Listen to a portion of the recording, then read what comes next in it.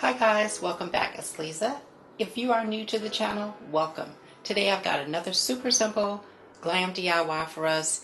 We're going to be making a pair of high-end and elegant wall sconces.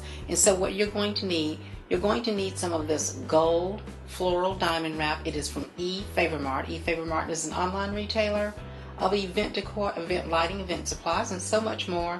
I will have Efavormart's information along with my custom affiliate links in the description box below for you guys to check them out. Now from Dollar Tree, you will need 2 of these gold frames. You're also going to need 1 pack of these star-shaped candle holders. If you cannot find the star-shaped candle holders at Dollar Tree, you can use whatever shape they have in stock.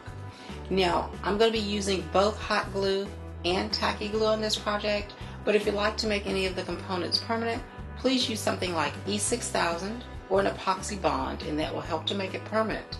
These are the items that we'll need in order to complete this beautiful project. Let's get started.